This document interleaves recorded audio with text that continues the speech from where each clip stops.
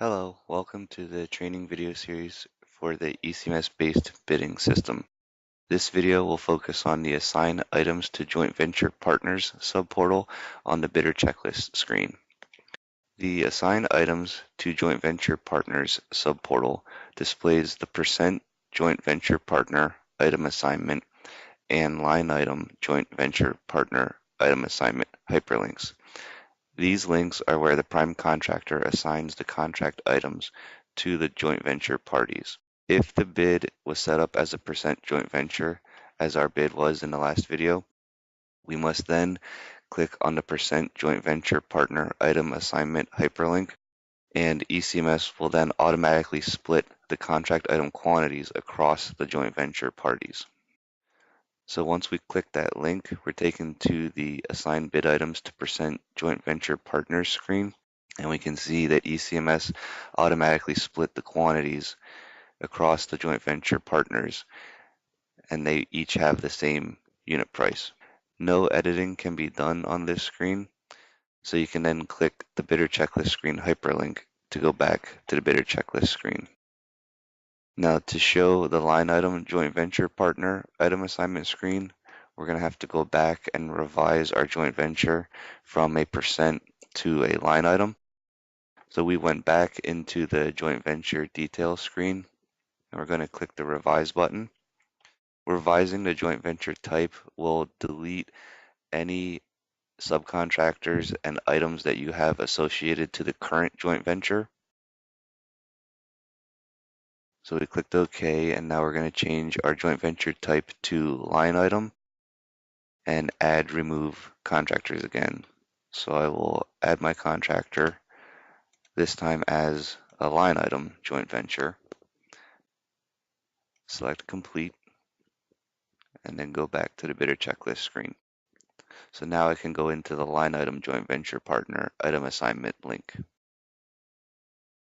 This takes me to the Assign Bid Items to Line Item Joint Venture Partners, where I can select from my drop-down my joint venture partners. So I only have one selected, and then I will select the Add Remove Items button to select the items to assign to this joint venture partner. The Common Selection Bid Item screen is displayed. Here's where I'll select the items that I want to assign. So I'll select 2, click Apply, and OK. So now we're back on the Assign Bid Items to Line Item Joint Venture Partner screen, but the selected items are now shown for the joint venture partner. We can enter the quantity of each contract item that is assigned to that joint venture partner. It shows what the prime's quantity is and what the available quantity to be assigned is. So if I had another line item joint venture partner and I'm splitting the quantity between the two partners, my available quantity after putting it in for the first would show a reduced amount. So my first quantity, I'm only going to give them half. The second one, I'm going to give them everything.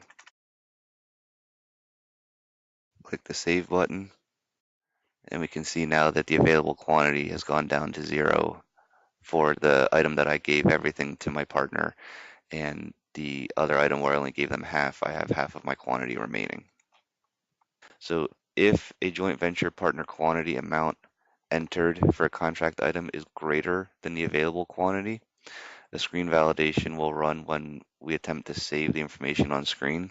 So let's just say I make a mistake and I put in 30 here. It will tell me that the quantity entered for the joint venture is greater than the available quantity for that item. That error message can then be exported into a CSV file for an error report. You can export the error report by clicking the Export Errors button on the right side of the screen. And it will say what the error is in column D. So we'll see that the available quantity was 20 and that I had entered 30. I'm going to fix that and make it 10. This is everything for the Assign Items to Joint Venture Partners subportal. The next video will focus on the Assign Items to Subcontractors subportal.